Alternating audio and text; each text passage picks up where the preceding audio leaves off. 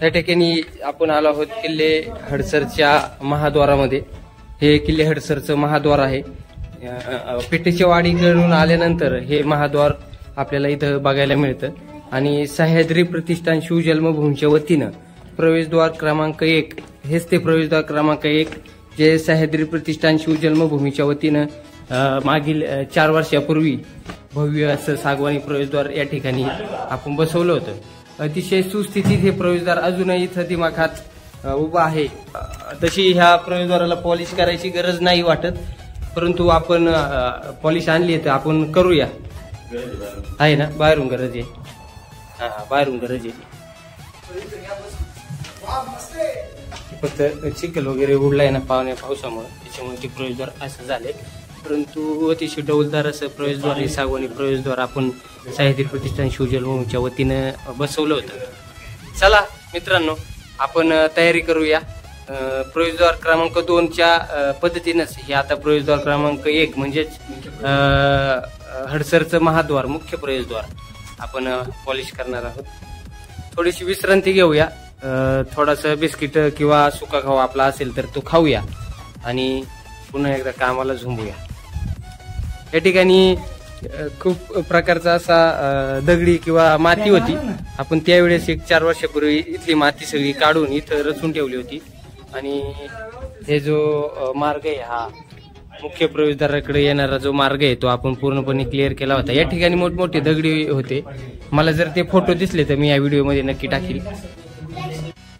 या ठिकाणी थोडस पाणी मारून वल्ल्या फाडक्यानी तो चिखल चिखलाने जो दरवाजा माकला होता तो चिखल पुसून घेतोय आणि बघा अनिल दादा आणि विक्रम भाऊ काव्या अगदी खाली जाऊन त्यांनी पाणी घेऊन आले। त्यांना मानायला पाहिजे, उत किती असावा त्याचं हे उत्तम उदाहरण म्हणजे खाली जाऊन पाणी आणलं सर बाजू।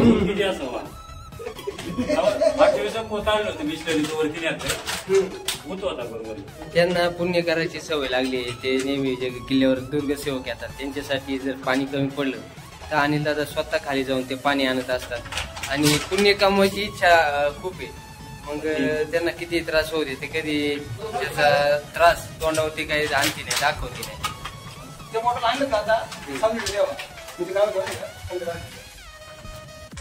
जास्त पाणी नका वतू दरवाजाला, जेणेकरून प्रॉब्लेम येणार नाही। वरच्यावर पाणी मारा।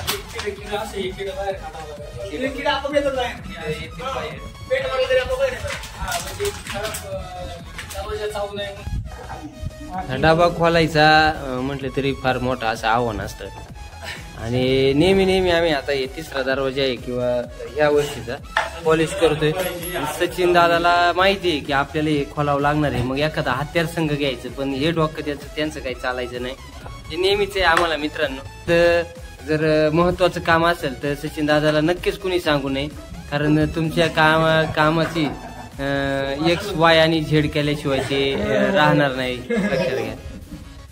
पण ते प्रयत्न करतात, पण बघा किती कॉन्फिडन्स आहे डबा उघडल्यावर त्यांच्या चेहऱ्यावरचं तेज बघा, अतिशय सुंदर असं आणि काय म्हणतात त्याला खाद्यापिद्या घरचं हे लेकरू तेज बघा ना तुम्ही।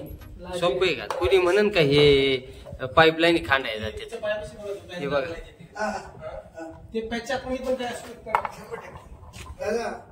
हे महत्वाचं आहे। पुढे सर हे असे बॅगा असतात याच्यापासून नेहमी लांब घ्यायचे। पिचू म्हणा, एखादा साप म्हणा राहू शकतो, असं आमचं विक्रम भाऊचं म्हणणं आहे। का किल्ल्यावर वावरताना सुरक्षितता बाळगून वावरावी असं ते दर 10 मिनिटाला आम्हाला संदेश देत असतात। अगदी त्यांचा संदेश आमच्या मनामध्ये देखील पाठ झालाय। त्यांच्या मिशी बघा ना कशी, विक्रम बघू दे मिशा बघू दे। अरे वा, अच्छा बरं झालं कापले। काय होतं तुमच्या मिशा बघून रात्रीचं जर तुम्ही चुकून बाहेर पडले तर जनावर तुम्हाला बघून घाबरण। मिशा बघून एवढ्या तुमच्या भयंकर मिशा आणि सुंदर आणि रोबदार अशा मर्दाला शोभतील अशा ह्या मिशा।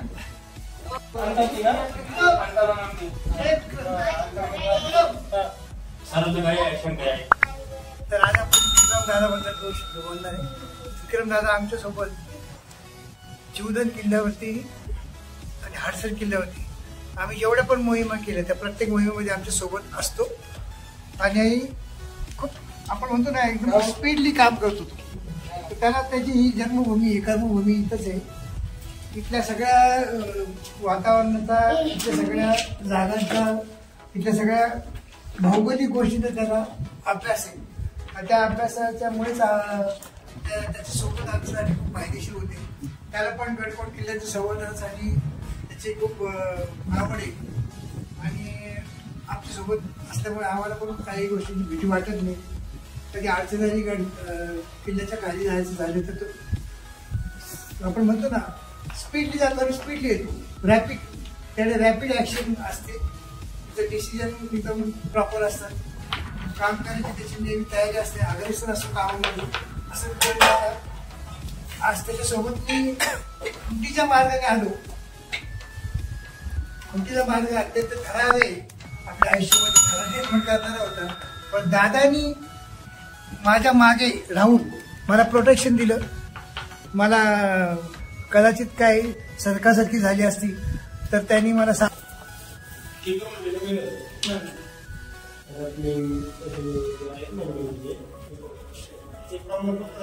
इथे खालचं चाललंय काम.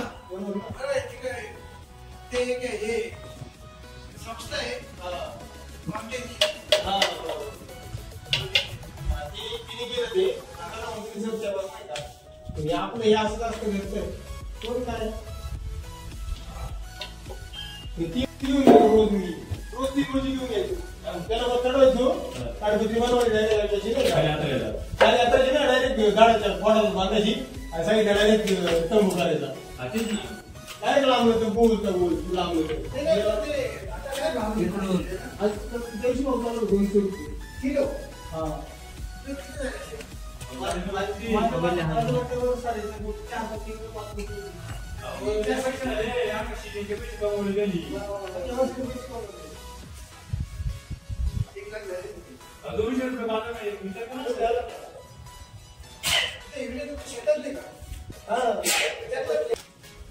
मावशीचा पडला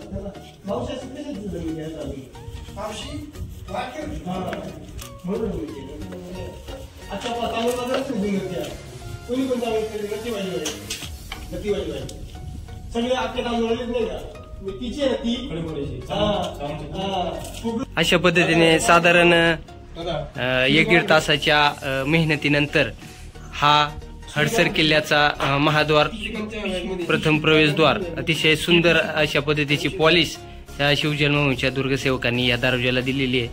बघा मित्रांनो, किती सुंदर आपला दरवाजा देखना दिसतोय असा, है ना सर? काय वाटतं तुम्हाला सर, कसं दिसतोय दरवाजा गुरुवर्य?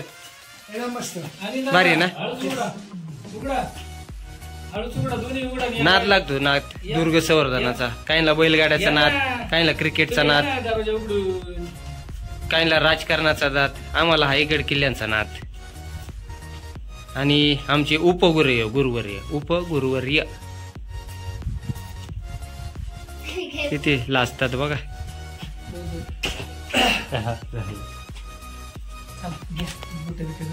आणि अशा पद्धतीने आम्ही हा दरवाजा पॉलिश करून पुन्हा परतीच्या दिशेने निघालो आहोत. पुन्हा घराच्या दिशेने आमची काऊ अतिशय सुंदर पद्धतीने काऊने देखील काम केलं.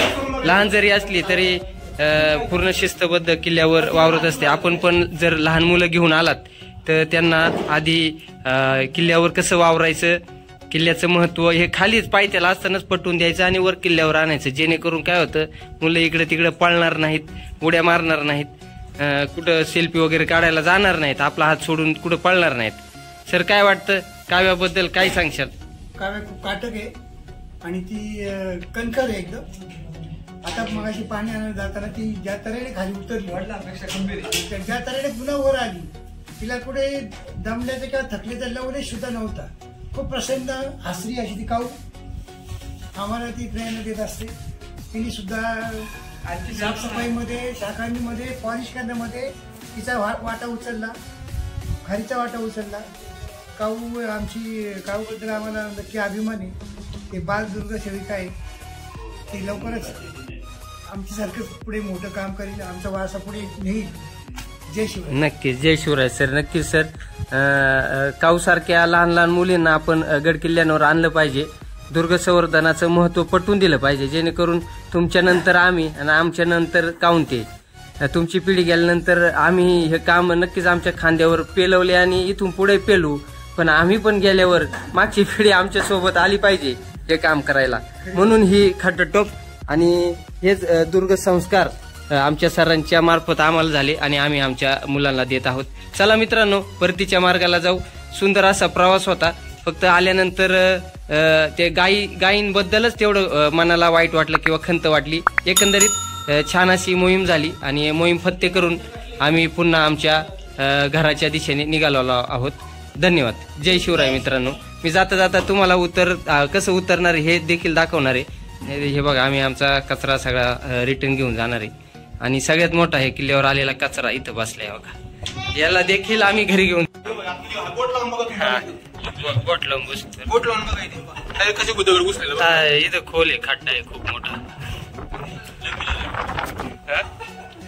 डायरेक्ट खरंच जाणार जे बी येणार आहे. छत्रपती शिवाजी महाराज की धर्मवीर छत्रपती श्री संभाजी महाराज की जय भवानी. थांबत नाही आम्ही आता, खरंच निघालो. चला, बेबंद झाले. आणि जाता जाता सह्याद्रीच्या नाना ह्या युट्यूब चॅनलला नक्की सबस्क्राईब करा. सगळ्यात महत्वाची गोष्ट आहे, सबस्क्राईब करा, फॉलो करा, चला लाईक करा. बाय करा, बाय करा, बाय.